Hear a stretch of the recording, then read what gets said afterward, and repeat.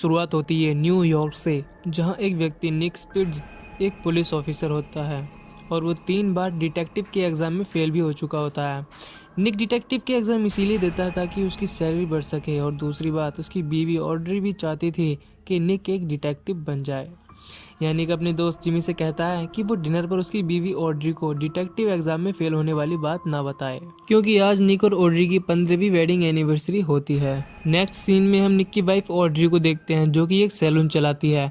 Salon में Audrey की customers and colleague अपने अपने पतियों की कमियां निकाल रही होती हैं। इसी मौके पर ऑड्री भी इनसे अपना दुख साझा करती है और बताती है कि उसके पति निक ने 15 साल पहले किए यूरोप ट्रिप के प्रॉमिस को आज तक पूरा नहीं किया है। फिर ऑड्री की कस्टमर से सजेस्ट करती है कि उसे आज अपनी वेडिंग एनिवर्सरी पर अपने पति से कहना चाहिए, शायद वो मान जाए और उसे यूरोप ट्रिप ले जाए। अगले सीन में निक और ऑड्री अपनी 15वीं वेडिंग एनिवर्सरी पर डिनर कर रहे होते हैं और इनके इस सेलिब्रेशन में जिमी और उसकी वाइफ होली भी होती है और इन्हें इनके 15वीं वेडिंग एनिवर्सरी विश करते हैं। और यह निक ऑड्री को अगले दिन सरप्राइज देने के लिए भी कहता है। पार्टी से आने के बाद ऑड्री फ्लॉस कर रही होती है, तभी उसे अपनी कस्टमर की कही बात याद आती है और निक से झगड़ने लगती है और उससे रूडली कहती है कि तुमने अभी तक यूरोप ट्रिप का प्रॉमिस पूरा क्यों नहीं किया। निक कहता है कि मैंने तुम्हें डिनर पर सरप्राइज देने का प्रॉमिस किया था। ऑड्री कहती है मुझे और कोई सरप्राइज नहीं चाहिए। दरअसल निक का सरप्राइज $50 का अमेज़न गिफ्ट कार्ड देने को होता है, पर वो अपना मूड बदलता है और कहता है ऑड्री, हम यूरोप जा रहे हैं, यही है हमारा 15th wedding anniversary surprise gift. Audrey ये सुनकर बहुत खुश हो जाती है और निक को हक करती है। निक यूरोप ट्रिप सरप्राइज इसीलिए देता है क्योंकि वो ऑड्री को और ज़्यादा हर्ट नहीं करना चाहता था। अगले सीन में हम देखते हैं कि ये दोनों यूरोप जाने वाली फ्लाइट में होते हैं, जहां निक खर्राटे लेकर सो रहा होता है। लेकिन निक की खर्राटों की वजह से ऑड्री सो नहीं पाती और थोड़ी देर माइंड रेस्ट के लिए चोरी छिपे फर्स्ट क्लास लाउंज में चली जाती है, जहां उसे ईयर प्लग दिखाई देते हैं। ऑड्री उन्हें उठा लेती है ताकि निक की खर्राटों से बच सके, पर एक अननोन व्यक्ति ऑड्री को देख लेता है और उससे कुछ सवाल पूछता है, लाइक तुम यूरोप क्यों जा रही हो।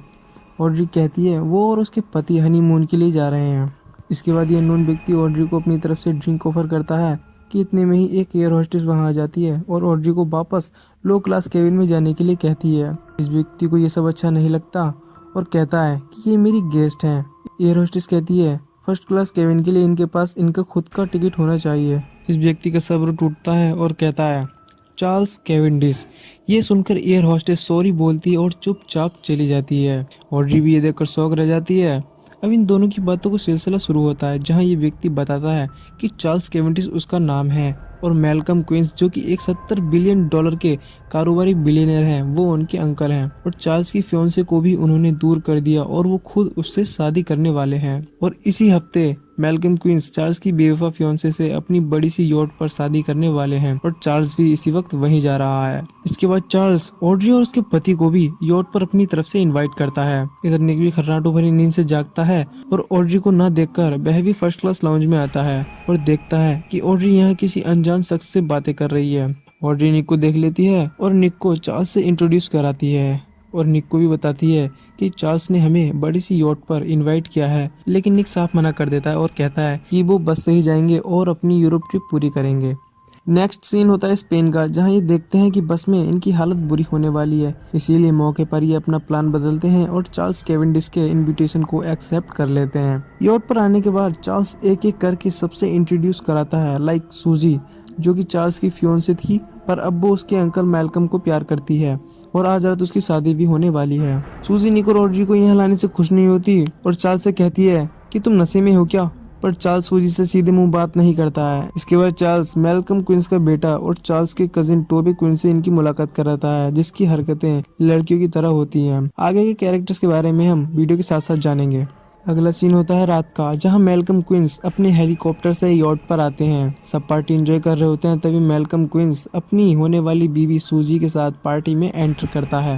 अब मैल्कम क्विंस एक बूढ़ा व्यक्ति होता है जिसका एक पाँव कब्र में होता है और वो इस उम्र में एक 23 साल की जवान लड़की सूजी से शादी कर रहा है। मैल्कम अपनी शादी पर अपनी नई बैसियत भी लाता है। मैल्कम अपनी शादी के मौके पर अनाउंस करता है, लाइक चार्ल्स, जो कि मैल्कम का भतीजा है, जुआन कार्लोस, जो कि मैल्कम के पोते जैसा है, क्योंकि जुआन मैल्कम की रेस टीम का रेसर होता है और इससे पहले जुआन के डैड मैल्कम के लिए रेस लगाते थे।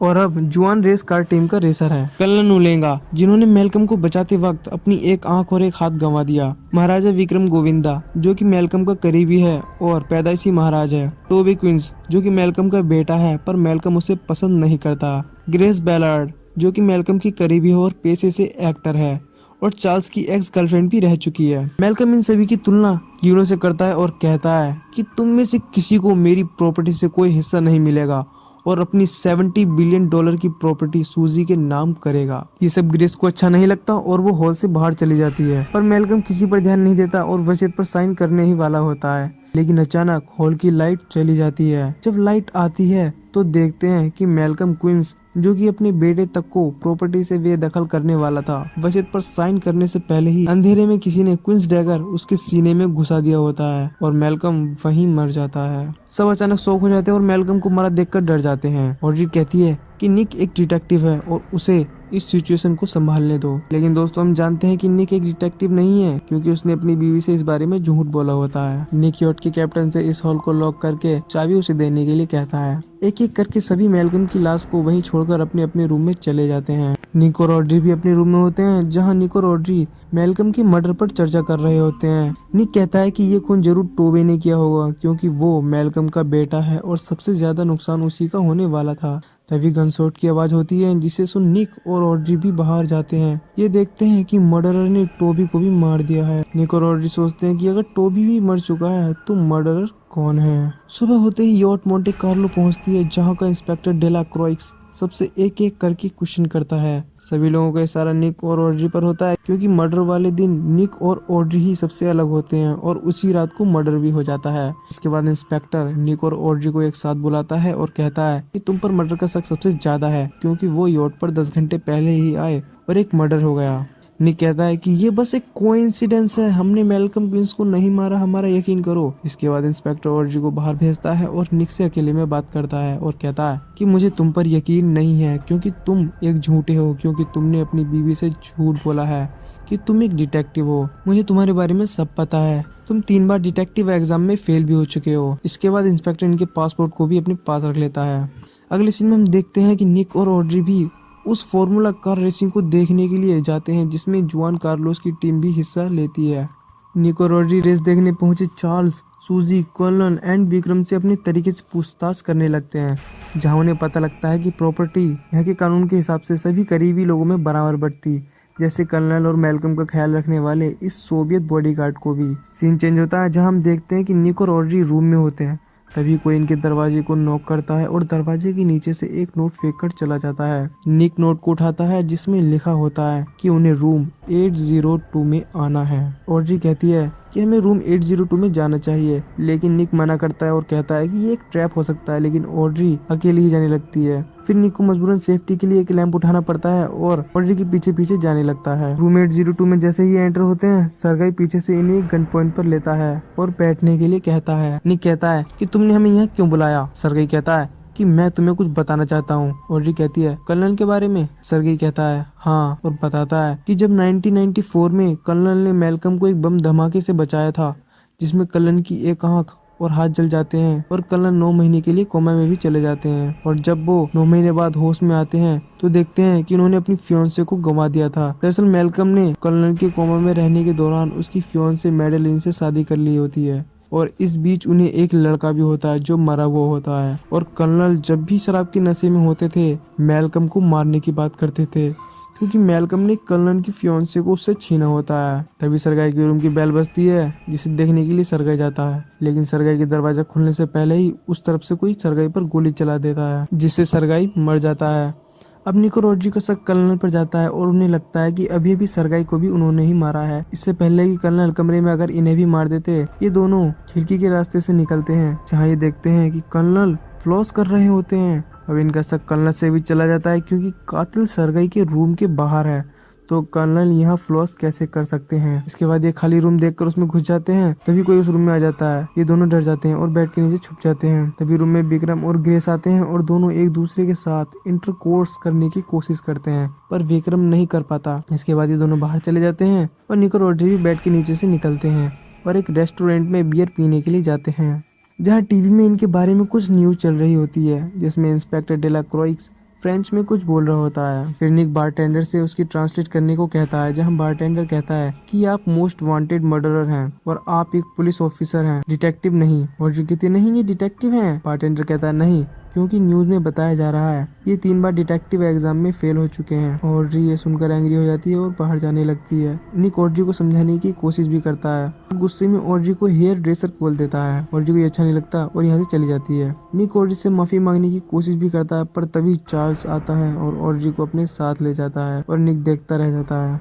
नेक्स्ट सीन में हम देखते हैं कि निक एक फोन को चुपके से सूजी के बैग में डाल देता है और सूजी को फॉलो करने के लिए अपने दोस्त जिमी की हेल्प लेता है। दूसरी तरफ चार्ल्स लेक कोमो पहुंच जाता है और ऑड्री को कार में बैठे रहने के लिए कहता है और खुद अपने लॉयर से मिलने के लिए चला जाता है। ऑड्री को कार में क्लैरिटिन दिखती है, जो कि एक एलर्जी की मेडिसिन होती है, पर ये क्लैरिटिन जैपनीज होती है। यहाँ ऑड्री को रियलाइज होता है कि सूजी और चार्ल्स अब भी साथ हैं। ऑड्री भी चार्ल्स के पीछे पीछे चली जाती है, जहाँ उसे निक मिलता है। ऑड्री निक से कहती है कि तुम यहाँ क्या कर रहे हो। निक बताता है कि वो सूजी का पीछा करते हुए यहाँ आया है। ऑड्री निक को बताती है कि उसे चार्ल्स की कार में जैपनीज क्लैरिटी मिला, जिससे सूजी यूज करती है। ये दोनों समझ जाते हैं कि सूजी का मैल्कम के साथ शादी करने का सिर्फ नाटक था। तभी इन पर कोई गोलीबारी कर देता है, पर ये किसी तरह लाइब्रेरी की बुक्स को गिराकर भागते हैं। ये दोनों लाइब्रेरी के बाहर आते हैं, जहाँ इन्हें जुआन कार्लोस दिखता है और जुआन को इंग्लिश नहीं आती है, इसीलिए निक लैटिन में जुआन से सूजी किधर गई पूछता है, तो जुआन इशारे से बताता है कि वो इधर भागी है और जुआन खुद भी इनके साथ जाता है। तभी सूजी पीछे से इन तीनों को गन पॉइंट पर लेती है और गन चलाने वाली होती है। फिर तभी कोई हैलोवीन मास्क पहने एक अनजान शख्स सूजी को भी मार देता है। जुआन और निक हैलोवीन मास्क वाले अननोन पर्सन का पीछा करते हैं। पीछा करते हुए निक गिर जाता है और वो अननोन पर्सन निक को भी जहरीली डॉट से मारने वाला होता है, लेकिन इससे पहले निक एक प्लेट से उसके सर पर मारता है, जिसके बाद वो अननोन पर्सन भाग जाता है।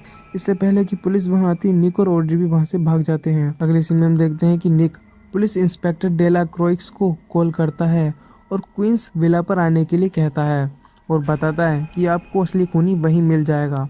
ये दोनों क्वींस विला जाते हैं क्योंकि चार्ल्स वहीं पर होता है और अब इन्हें चारों कत्ल का शक चार्ल्स पर होता है। जैसे ही निक दरवाजा खोलता है तो देखता है कि चार्ल्स के मुंह से झाग निकल रहे होते हैं और वो भी मर चुका होता है।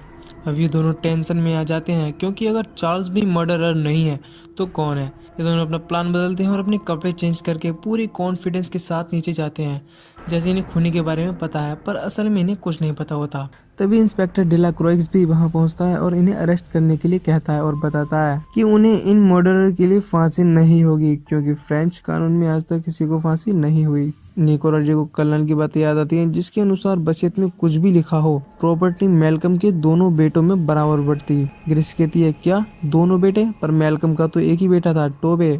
निक कहता नहीं, उनका दूसरा बेटा भी था जो मैडेलिन से हुआ था। कर्नल कहता है कि वो तो जन्म के वक्त ही मर गया था। निक कहता है कि नहीं, मैंने अपने पार्टनर जिमी से पता किया तो पता चला कि मैडेलिन का डेथ सर्टिफिकेट है, पर उस लड़के का नहीं, क्योंकि वो कोई लड़का नहीं बल्कि मैडेलिन ने एक लड़की को जन्म दिया था। पर मैल्कम को उसका वंश आगे बढ़ाने के लिए एक लड़का चाहिए था, इसीलिए मैल्कम ने उसे छोड़ दिया और सबको बताया कि उसका लड़का मर चुका है और अब वो लड़की ही उस प्रॉपर्टी की असली वारिस है। विक्रम कहता है कि अगर वो जिंदा है तो जरूर उसने नाम बदल लिया होगा। फिर ऑड्री का ध्यान ग्रेस बैलर्ड पर जाता है, क्योंकि उसने ही अपना सरनेम बटलर से बैलर्ड किया था और बटलर का फ्रांसिस ट्रांसलेट होता है लेबोथलियर और लेबोथलियर मैडेलिन का सरनेम होता है, जो कि मैल्कम की बीवी थी। फिर ग्रेस कबूलती है और कहती है कि हाँ, वो ही मैल्कम क्वींस और मैडेलिन लेबोथलियर की बेटी है, जिसे मरा हुआ घोषित कर दिया था और मैं ही इस पूरी प्रॉपर्टी की असली मालिक हूँ। पर मैंने ना ही मैल्कम को मारा और ना ही किसी और को। पर इंस्पेक्टर डेला क्रोइक्स बिना पुख्ता सबूत के ग्रेस को अरेस्ट नहीं कर सकते थे। ग्रेस कहती है, अगर आपकी इजाजत हो तो मैं अब जाना चाहूंगी। इतना कहकर ग्रेस जाने लगती है, लेकिन ऑड्री का ध्यान ग्रेस की हेड पर जाता है। ऑड्री कहती है कि अपनी हेड उतारो। ग्रेस कहती है, क्यों? ऑड्री कहती है, क्योंकि निक ने मर्डरर के सर पर एक प्लेट से हमला किया था, जिससे उसके सर पर एक निशान बन गया होगा। पर ग्रेस हेड उतारने से मना करती है, लेकिन इंस्पेक्टर पीछे से हेड को उतार लेता है, जहां हम देखते हैं कि ग्रेस के सर पर प्लेट का निशान होता है। ग्रेस अपनी गन निकालती है, पर जुआन कार्लोस ग्रेस की ओर बढ़ता है, पर ग्रेस उसके सर पर गन मारती है, जिससे वो बेहोश हो जाता है और ऑड्री के सिर पर गन पॉइंट करती है। लेकिन निक कर्नल की रिवॉल्वर निकालता है और ग्रेस के कंधे पर चलाता है, जिससे ग्रेस वहीं बेहोश हो जाती है। इसके बाद पुलिस ग्रेस को अपने कब्जे में लेती है। नेक्स्ट सीन में ऑड्री जुआन कार्लोस की बहादुरी के लिए थैंक यू कह रही होती है। जुआन कहता है, डे नडा सेनोरा। इतना कहकर जुआन जाने लगता है। तभी विक्रम निक से क्वेश्चन करता है और कहता है कि ग्रेस सरगई को कैसे मार सकती है, क्योंकि ग्रेस और मैं सेक्स करने के 1 घंटे पहले तक साथ थे। तभी ऑड्री का ध्यान जुआन कार्लोस की कही बात पर जाता है, टे नडा सेनोरा, जिसका इंग्लिश ट्रांसलेट होता है योर वेलकम लेडी, और उसने इस बार इसकी इंग्लिश का सही जवाब दिया होता है। इंस्पेक्टर डेला क्रॉस भी इस बात पर ध्यान देते हैं और भाग कर जाते हैं और जुआन को गिरा देते हैं। पर जुआन इंस्पेक्टर को पंच मारता है और उसकी गन छीनकर सिर पर गन पॉइंट करता है और सभी को बताता है कि सारा प्लान उसका है। ग्रेस तो बस एक मोहरा थी। निक पूछता है कि तुमने ऐसा क्यों किया, जहां जॉन बताता है कि उसके डैड मैल्कम के लिए रेस लगा देते, पर मैल्कम की सेफ्टी एंगल नजरअंदाज करने की वजह से उनके दोनों पैर चले गए और इसी का बदला जुआन ने सबसे लिया। इसके बाद जुआन इंस्पेक्टर को कार में बैठाता है और भागने लगता है। निक और ऑड्री को भी एक फरारी दिखती है जिसमें बैठकर दोनों जुआन का पीछा करने लगते हैं। ऑड्री कार की स्पीड फास्ट करती है और जुआन की कार को हिट कर देती है, जिसकी वजह से जुआन की कार का एक्सीडेंट हो जाता है। इसके बाद निक इंस्पेक्टर को कार से सही सलामत बाहर निकालता है, पर जुआन निक को पंच मारता है और गन पॉइंट पर लेकर कहता है, अगर तुम यहाँ नहीं आते तो तुम मारे नहीं जाते और ना ही मैं पकड़ा जाता। इससे पहले कि जुआन गन चलाता, वहीं टूरिस्ट बस जिसे हमने शुरू में देखा था जुआन को हिट कर देती है, इससे जुआन की मौत हो जाती है। नेक्स्ट सीन में हम इंस्पेक्टर डेला क्रॉस को इनका शुक्रिया करते देखते हैं, जहां इंस्पेक्टर गवर्नमेंट की तरफ से नया यूरोप ट्रिप ऑफर करते हैं। इसके बाद ये दोनों एक ट्रेन में बैठे होते हैं जहां ये अपनी ट्रिप को एंजॉय कर रहे होते हैं और मूवी यहीं पर खत्म हो जाती है। सॉरी दोस्तों, मैं आपको सॉरी इसीलिए बोल रहा हूँ क्योंकि ये मूवी आपके सर से उतर गई होगी, पर मैं आपको एक शॉर्ट समरी दूंगा जिससे आपके सभी डाउट्स क्लियर हो जाएंगे। तो कर्नल की मंगेतर और मैल्कम ने कर्नल के कोमा में रहने के दौरान शादी की, जिससे कर्नल को बहुत ज्यादा दुख पहुंचा। इस बीच मैल्कम और मेडेलिन लेवोथलियर को बेटी हुई, जिसे मैल्कम ने मरा घोषित कर छोड़ दिया, और इसीलिए जब ग्रेस बड़ी हुई तो उसे पता चला कि वो मैल्कम की बेटी है, पर मैल्कम ने उसे छोड़ दिया क्योंकि मैल्कम को अपना वंश बढ़ाने के लिए एक बेटा चाहिए था। पर चूंकि मैल्कम का पहले से एक बेटा था टोबे, जिसे मैल्कम इसलिए पसंद नहीं करता था क्योंकि उसकी आदतें लड़कियों जैसी थी और शायद वो एक गे भी था, पर मूवी में कोई भी ऐसा रेफरेंस नहीं था जिससे पता चले कि टोबे एक गे है। खैर, इसके बाद एंट्री होती है जुआन कार्लोस की, जो कि मैल्कम के लिए रेस लगाता था, पर मैल्कम की कुछ सेफ्टी एंगल्स नजरअंदाज करने की वजह से जुआन के डैड ये दोनों पैर चले गए और इसीलिए अपने डैड की जगह जुआन कार्लोस ने ली। जुआन को इंग्लिश और दर्जनों भाषाएं आती थी, पर वो शुरू से ही आखिरी तक ऐसे नाटक करता है जैसे उसे इंग्लिश नहीं आती हो। खैर, इसके बाद जुआन की मुलाकात ग्रेस से होती है। जुआन ग्रेस को बताता है कि अगर वो अपनी जायदाद चाहती है तो उसे टोबे और मैल्कम को मारना होगा। फिर ग्रेस और जुआन अपना प्लान बनाते हैं, जिसके अनुसार ग्रेस टोबे को मैल्कम को मारने के लिए कन्विंस करती है और यह भी कहती है कि अगर वो मैल्कम को मार देगा तो सारी प्रॉपर्टी तुम्हारी हो जाएगी। प्लान के अनुसार ग्रेस हॉल से बाहर जाती है और मैल्कम के साइन करने से पहले लाइट ऑफ कर देती है। इसका फायदा उठाकर टोबे अपने डैड को मार देता है। ग्रेस का काम अब आसान हो जाता है, जिसके बाद ग्रेस और जुआन मिलकर टोबे को मार देते हैं, पर निक और ऑड्री के तरह तरह के सवाल पूछने पर जुआन इन दोनों को भी मारने की कोशिश करता है, पर ये दोनों बच जाते हैं, लेकिन सरगई मारा जाता है। इसके बाद ग्रेस इन्हें लाइब्रेरी में और स्ट्रीट पर भी मारने की कोशिश करती है, पर सूजी मारी जाती है। पर चूंकि चार्ल्स सूजी से प्यार करता था, इसीलिए सूजी की मौत की खबर से चार्ल्स बहुत दुखी हो जाता है और शराब पीने लगता है। पर ग्रेस चार्ल्स की एक्स गर्लफ्रेंड होने के नाते उसके दुख में शामिल होती है और चुपके से चार्ल्स की ड्रिंक में जहर डाल देती है। चार्ल्स ड्रिंक पीता है और मर जाता है। ग्रेस चार्ल्स को इसीलिए मारती है क्योंकि वो तब तक शांत नहीं बैठता जब तक सूजी के कातिल का पता न लगा लेता। और इसके बाद आपको पता ही है कि क्या हुआ। ग्रेस की चालाकी पकड़ी जाती है और जुआन भी पकड़ा जाता है और यही मूवी की हैप्पी एंडिंग हो जाती है। सो वीडियो को लाइक करें, शेयर करें और चैनल जरूर सब्सक्राइब करें।